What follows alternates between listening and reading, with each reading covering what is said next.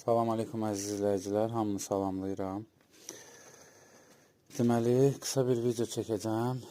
Tövlə ilə bağlı. Hal-hazırda heyvan yoxdur, qurbanlardan sonra hamısı satılıb, şükür olsun Allaha. Allah hamının işini avan eləsin, hamının işinə bərəkət versin, xeyir versin. Biz də heyvanları satdıq.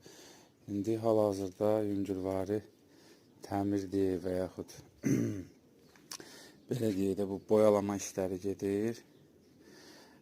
Xırda bir işlərdir, əslində elə güclü bir təmir deyil. Amma bir məqamı vurğulayacağım ki, inşallah onu hamıya riayət eləməlidir. Biraz indi töküşlü yığış olacaq, heyvanlar bir həftəyə gəlir inşallah.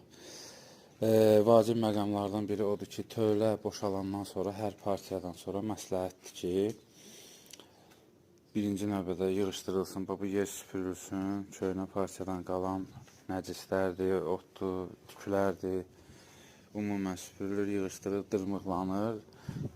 Bizdə bu gördüyümüz döşəmə, yəni gərmə deyirlər də, bu 2-3 ildə bir dəfə yəni təmizlənir. Bunu çətin də təmizləmək, hər il eləmirik.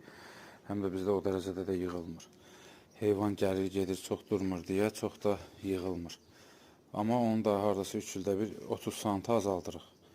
Mütləq şəkildə dezinfeksiya olmalıdır. Bloçikdir, kiralindir, niasidoldur. Bu dərmanlardan indi daha yaxşıları varsa, ola bilər, nəsə yeni preparatlar çıxıb, bilmirəm. Mən onlardan istifadə edirəm. Bir də ki, yerə, indi onu səpəndə göstərərəm, daş əhəngin tozunu. Künclərə, künc bucağa əsasən daha yaxşıdır. Dezinfeksiya məqsədli o səpilməsi. Bir də inşallah bu illəri istəyirik buranı rəngliyək əhənglə, yenə də daş əhənglə. O daha effektivdir toz əhəngdən.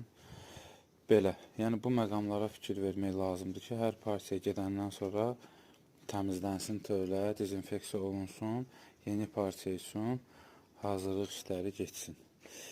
Salamat qalın, inşallah növbəti videolarda görüşənədək.